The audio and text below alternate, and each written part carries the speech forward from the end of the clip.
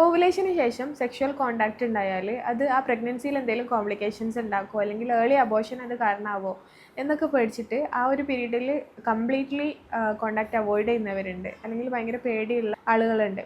ആ ഒരു സിറ്റുവേഷനിൽ എന്താ സംഭവിക്കുകയെന്ന് വെച്ചാൽ, ഒന്ന് നമ്മൾ കാൽക്കുലേറ്റ് ചെയ്തിട്ടാണ് ഈ ഓവുലേഷൻ കണ്ടുപിടിക്കുന്നത്, എന്നിട്ടാണ് നമ്മളിങ്ങനെ ചെയ്യുന്നതെന്നുണ്ടെങ്കിൽ അവിടെ ലേറ്റായിട്ട് ഓവുലേഷൻ നടക്കാനും ചാൻസ് ഉണ്ടല്ലോ. അതായത് നമ്മളെ കാൽക്കുലേഷൻ തെറ്റിപ്പോയാൽ നമുക്ക് മിസ്സാവുന്നത് പ്രഗ്നൻ്റ് ആവാനുള്ള ഒരു ചാൻസ് തന്നെയാണ്.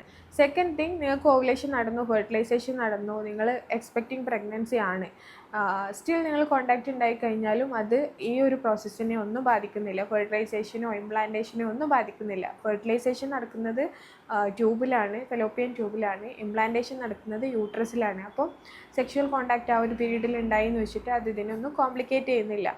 ഏർലി അബോർഷൻ ഉണ്ടാക്കുന്നത് ആ ഒരു എംബ്രിയോൻ്റെ ക്രോമസോമൽ അബ്നോർമാലിറ്റിയോ അല്ലെങ്കിൽ ആ കൂടി ചേർന്നിട്ടുള്ള എഗിൻ്റെയും സ്പേമിൻ്റെയും ക്വാളിറ്റി ഇഷ്യൂസൊക്കെ കാരണമാണ്.